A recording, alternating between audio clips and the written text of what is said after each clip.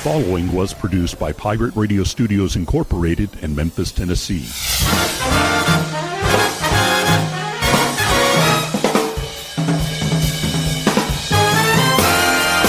Hello, my name is Rick Cheddar, and this is From Radioland.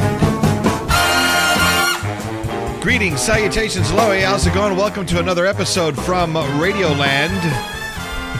No, the past couple of weeks have been filled with a little bit of, I don't know, some spite, some vitriol, perhaps, some things that bubble up from time to time. They rattle around in my head, and you know, and it just becomes a bit of an issue at times because, you know, I'm pretty passionate about the things that I do, and I'm trying to get things accomplished, and such as it is, it does become, you know, it's a grind, it's a pain, it's, you know, there's a lot going on here, and I want to make sure that I get my point across, and sometimes it comes across a little abrasive. However, there have been I've gotten a couple of messages from some folks who really enjoyed what I had to say about the internet radio business. This show is not any different. I'm telling you that right now.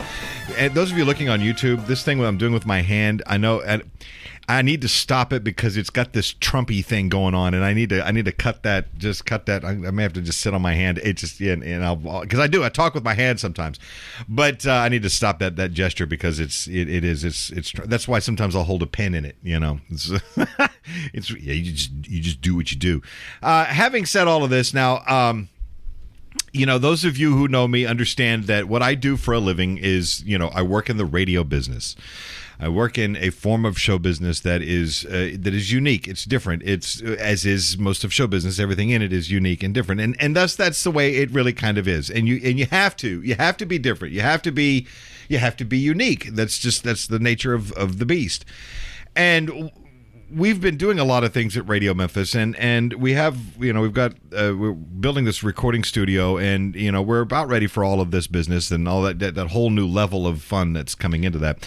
And in the process of going through this, I got to thinking about, you know, perhaps I should back up kind of where I left off and get back into the business of voiceover. You know, I've done a ton of it. I've been a voiceover, you could say a voice actor for a while.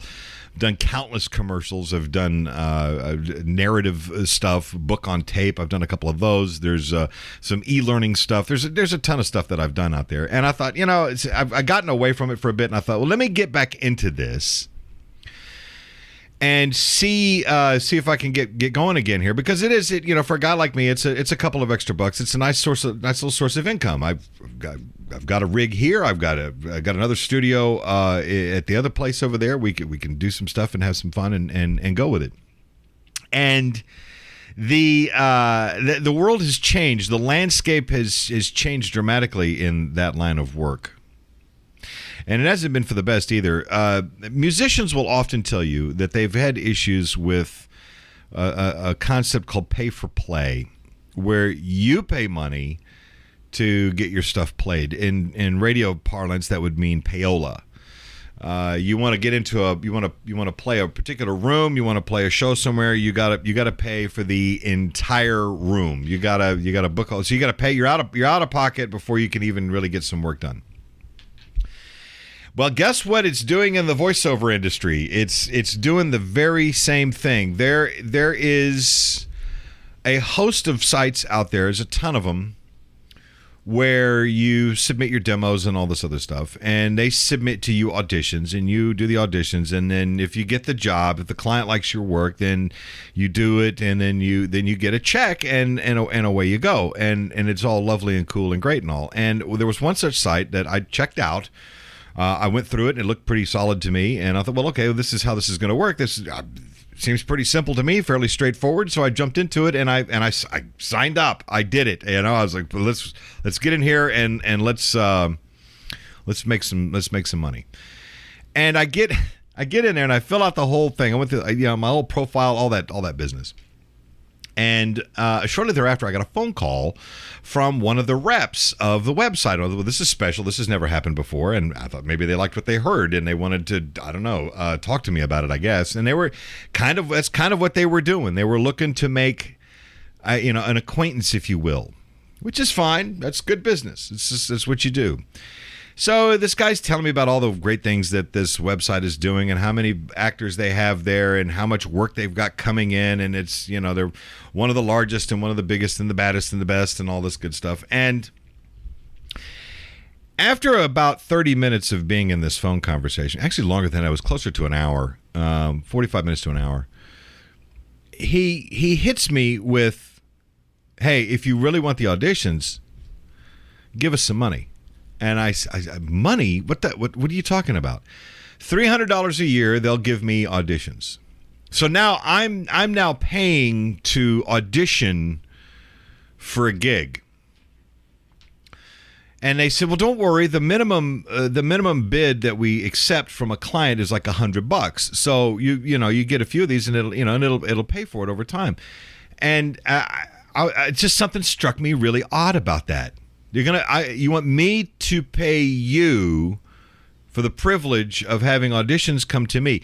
In the school that I came from, I was paid to audition, and then I was paid to do the work. Granted, there's a big substantial amount of money in there, but still, for my time, I was given a little bit of a couple of bucks here to do the audition. And as it turned out, I got to reading more about this particular site, and all these voice actors were saying the same thing, that it was all a big, gigantic scam. It's deep, it's pervasive, it's throughout this whole industry right now, because they feel that, of course, the website's out to make money. I get it. And they figured that they can get a lot of non-union work, which is fine, but it pays substantially less. Now, what I mean by substantially less is alarming, okay? I'll throw out a couple of figures here for you to give you an idea. I used to be able, I would do like 30-second spots, 30-second commercial. You'd send over the copy. I could knock it out for you, and boom, boom, and it would be between $250 and $350. That would be like the rate. Okay, that was a standard deal, and away it went, and everybody was happy. You got 2 or 3 reads out of it, and that was it. You got to pay for that kind of talent, just like you would with a musician, mind you. And the thing is, right now you can go to Fiverr.com and get somebody to do it for $5. And there's a couple of freelance sites that were offering voice actors like myself. They said, well, you could bid on a job, so it becomes an eBay type of situation. Now that you're bidding for your own future here, and it's a reverse type deal. So how low can you go? And you'll see these posts, and it's like, hey, I need a voiceover for a 10-minute video that's going to be played on my website, and I'll bring you I'll give you the copy, and you lay it out there. It's 10 minutes, right? 10 minutes worth of stuff, and their budget was like $50. And I just no, there are professionals out here that are getting caught up into this, and this is wrong. This is absolutely wrong. So, long story short, I have been working with a couple of people, and here of late this week, and getting back into the game. More than likely, probably have to join the union. I don't know how that's going to shake out. We'll see. I know, because times have changed, so things are new, things are different. That's fine, and which means I'm going to wind up getting some sort of a rep or an agent, and that's probably going to be the best way to go. So, and here's the thing: the more I've looked into this, the more I've realized that there is a whole substructure of business out there that exists that is trying to sell a dream to people. These are people that they're and it's like I was talking about with the radio business. There are people that wake up one day and they decide that their life sucks, and the only thing that will make it better, that will improve their life if they have a career change, and then they go, well, somebody's told me that I had a great voice for radio and I had a great voice for voiceover work, so I think I'm going to go into that business. And these sites that I'm talking about, these websites I was telling you about, they prey on that sort of thing, and they do exactly that. And then there's some that are even more unscrupulous. Now they take your money, and they're going to tell you you're going to get a lot of auditions. If you're a pro, you'll get the work. If you're not a pro, you ain't going to get jack, because you don't know how to use the voice, you don't know how to use your equipment, you don't know how to do whatever. So you you go through this, and then they expect you after a while to complain that you've given them money, but you haven't gotten anything back out of the thing. So you call them up or you send them an email and you go, hey, what's going on? And they go, oh, well, perhaps you need some of our patented training. So then you go through you give them more money and you go through their little school, and away you go. And you learn jack from it, really. I mean, you could probably pick up a few things, but the point of the matter is that it's just sucking the money out of the artists themselves. It's no different than the music industry. There's a lot of that shit that happens out there. And I always want to take advantage of that, where these clients go, look, I've got money to have somebody voice this sort of thing, and we want your voice to do it, and blah blah blah blah blah. And you go and you do it, and then they bitch about the money, and it becomes a hassle. It's a gigantic hassle. And it's being driven by the assholes that think that they've got what it takes to do this. And I'm going to reiterate what I said a couple of weeks ago. If you think you've got what it takes to get into this and you haven't done it now, don't, because you're going to ruin it for the rest of us. For those of us who have spent our lives crafting our talent, our art, our abilities to do the things that we do. This show is certainly not that indicative of it. I'm just sitting here casually having a conversation with you about it. But along those lines, don't go in there thinking that you're just going to, these stories are everywhere. Well, there's the story of the guy that went from nothing to full-time voiceover actor, and he's making 6 figures a year, and he did it in 3 months through our patented little school. And it's like, oh, fuck you.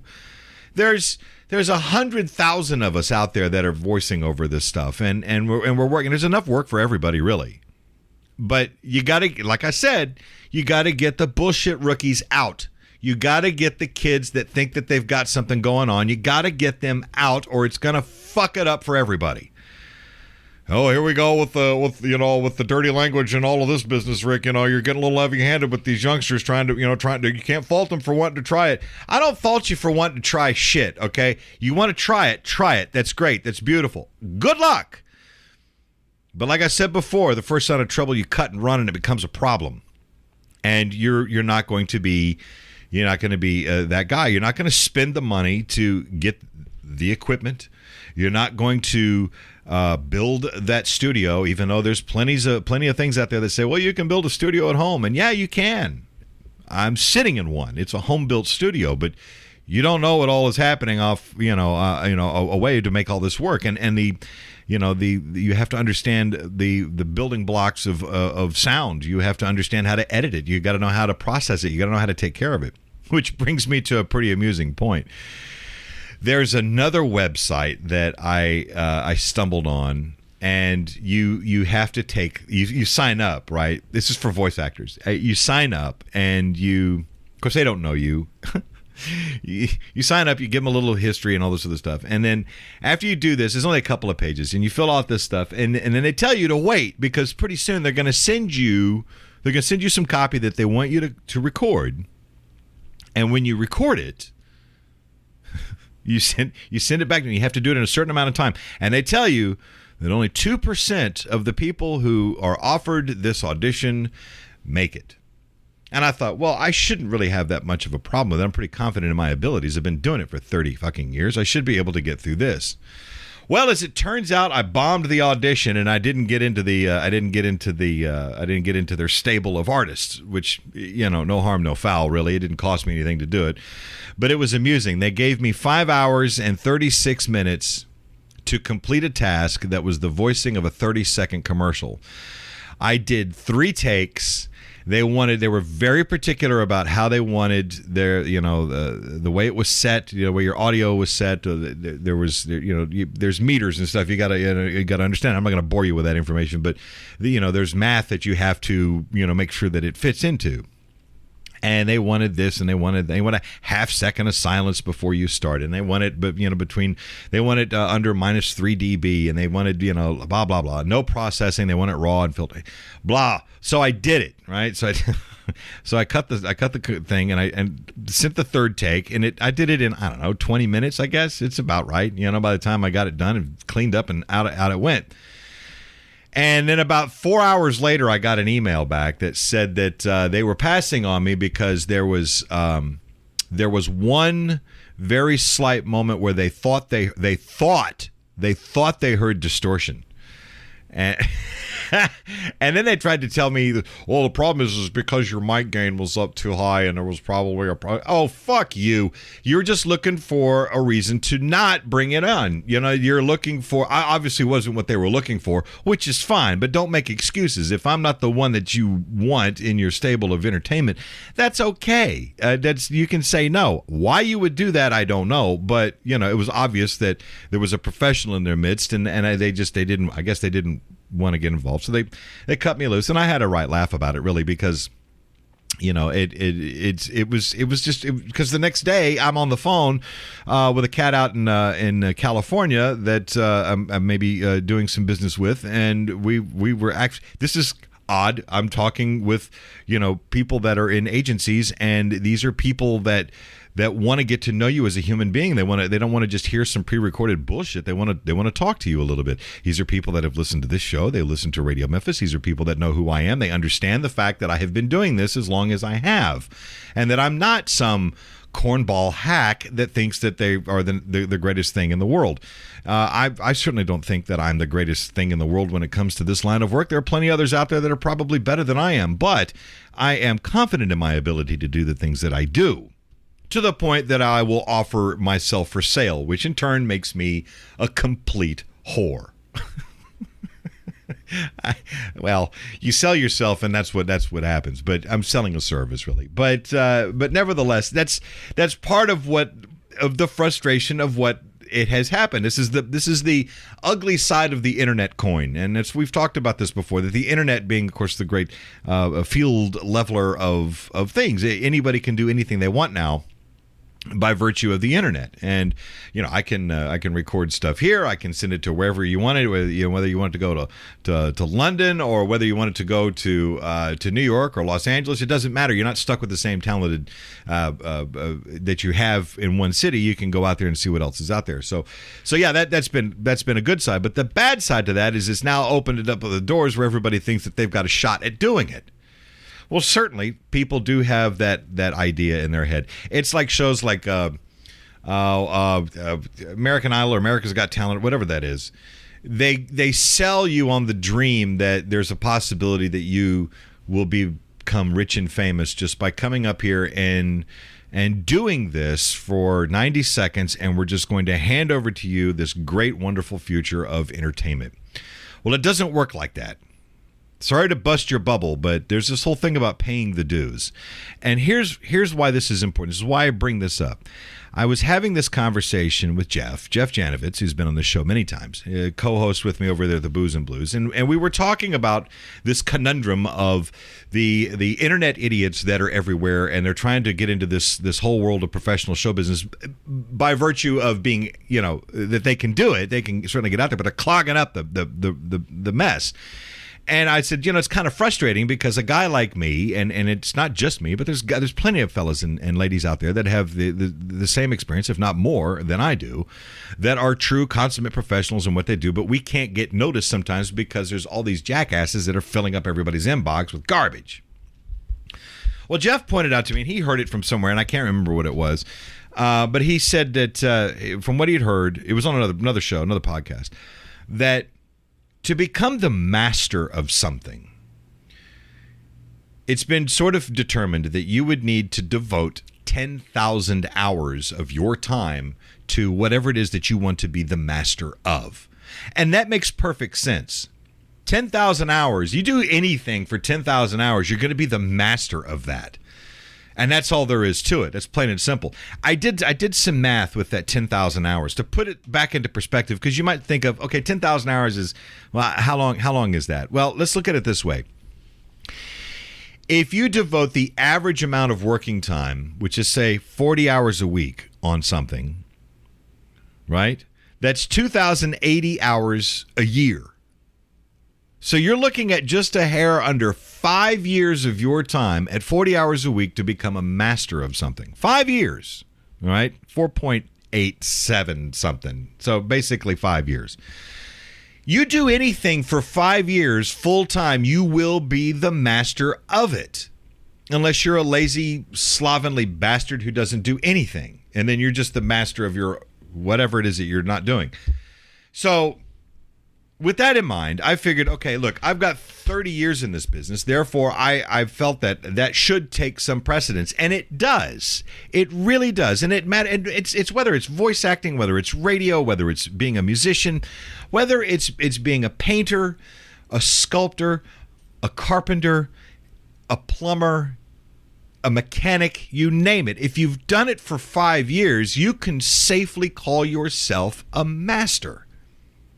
And I got to thinking about that quite heavily, and I think there's a lot of validity to that. It made me feel better about who I am and what I do for a living, because certainly I've been doing Radio Memphis has been on the air for 5 years. We've mastered that, but hey, we're kicking along and doing it is that we do. This show certainly has not been on for that long, but it feels like it sometimes. It'll actually be 3 years of. Is that right? Yeah, 3 years in February, I think, is the anniversary of this show. So I still got a couple of years to go. I got about 2.5 years before I can call myself a master of this, which is, I know it's silly to apply it to different things like that, but it's still something to consider. So when a guy like me sends a demo or an audition to a company that may or may not, quote unquote, represent me in the realm of voice acting work, and they don't know me, they've never talked to me, they've never met me, they don't know about this show, they don't know the things that I do every day, they don't know any of that, and they judged me based on a 30-second read, which is fine. Pro tip: if the average amount of time it takes for somebody to decide whether or not they're going to hire you based on your voice, based on your demo, is 9 seconds. That's all you get. So I get that. But for them to come back and not even complain about that, but to complain about the fact that there was maybe some slight distortion in one little part of it that just didn't, and that you should make this adjustment, you should do this, and blah, blah, blah, blah, blah, blah, blah. Go fuck yourselves. I don't need that. So, as luck would have it, I wound up on the phone with some people out west. They are familiar with it, and now it becomes a personal thing. And it's like, hey, maybe we can help you out. We're going to chat. We're doing a few things. So there's a lot that's coming, and I can't really go into too much more detail over that sort of thing. But nevertheless, that's kind of how it's going to have to be, and it's going to bring talent agents back into the forefront, which is probably a good thing, because those of us that work without it may not really have the time to do it. There are those that can pick up work and they can do stuff and they do it on the cheap and they can undercut a lot of things, but they're not getting the good quality professional work that's out there and that's available. So, there's a lot. I'm not going to get into the whole schools of thought on how this industry works, but because I've said enough as it is, quite frankly, I've said enough that. And I tell you all of this because it boils down to one very simple fact, of which I've said before, I'll say it again, and I'll say it right here and right now. Anything that has to do with show business, if you've got it, if you've got the talent to make it, then you'll make it. You'll go out and you'll do it. You can't learn it. You can learn a few tricks, but you can't learn the inherent stuff that makes you tick. It doesn't work like that.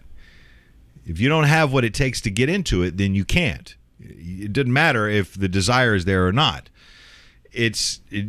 Some people have it, some people don't. I couldn't build a doghouse if you gave me everything I needed. I'm not that kind of guy. But there's guys out there that can do that without plans, and boom, they've got something going on. It's the same time, not that many people could sit here and run their mouths for a half an hour about basically nothing, because really, what does this matter to most of you? Probably not much. Although it's I know I say that, I'm being kind of glib here, but there are those of you, there's a good number of you that listen to the show that are interested in the little ins and outs, the inner workings of the broadcast business, of this end of show business. And it's different. It's a weird world. There's no two ways around that. And so it's kind of fun to shine a light onto that without getting too carried away with the weirdness, because there is a lot of that. There is a lot of weirdness that happens in this business. But I just have to go back to the old ways of doing things and make things work, and hopefully everything will be groovy, everything will be right, and I'm sure it will, because everything does work out for the best. It always does, some way, somehow, shape, form, or other. It does happen. And, those of you that are sitting in your jobs that you hate and you dream of doing something different, Like I said before, make sure that voice that you hear is pretty clear to you, and find it and listen and do what it tells you to do. But let's be prudent and let's be reasonable. Don't quit your job if you think you're going to make it in show business without paying your dues. Paying those dues comes out to 10,000 hours. That's 5 years full time. You want to know what it costs to pay the dues? How much the dues are? Now you know. 10,000 hours. Get cracking. Here's what's coming up on the next episode from Radioland with Rick Cheddar. I'll give you the free pass right now. Just this once. You may have said it in the past, but do yourself a favor and don't say that anymore. If you meet somebody who is creative, if you enjoy that person's work, then tell them that. That's the payment that they often receive. If there's a way to help them do better, if there's a way to help them succeed in the dreams and the aspirations that they have in this creative industry by going out and being that creative person, financially sustaining themselves in the process, then that's a fantastic thing to do. But to sit there and go, that's a cute little hobby you have. I used to glue macaroni to paper and put glitter on it, and I called that art too. Oh, fuck you. You don't know. For previous episodes, go to radio-memphis.com. To download episodes to your mobile device, search the show in iTunes, Player.fm, Stitcher.com, Pocket Cast, or TuneIn. And now, here's more with Rick Cheddar from Radioland. All right, kids, that's going to do it for me. I'm going to get on out of here. I got places to go. I got things to stir up. I got phone calls to make. While I've been sitting here doing this, I've missed a couple of calls here, so I got to get back onto that business. But it's been great spending some time with you today, and you've heard what's coming up next week. So there's certainly that. That's all happening. So there you go. In the meantime, don't be suckered in by these quick little shortcuts to stardom. It never works. It's like hitting the lottery. You've got a 1 in trillion shot of making that happen. If there's something that you want, you've got to make it for yourself, and then you've got to find some outside help to help you. It's a team effort. It always is. It's almost impossible to do anything by yourself these days. I can make a sandwich by myself, but there are times when I'd rather have someone make it for me. But just remember, be very careful when somebody's offering you a trip into show business. Oh, it's only going to cost you a couple $100 and we'll make something happen for you. Yeah, there's a lot of snakes, a lot of animals in this business. Steer clear of them, all right? And steer clear of each other, will you? Quit shooting each other, for God's sake. Take care of yourselves, take care of one another, and we'll see you next time. I'm Rick Cheddar, and this has been from Radioland.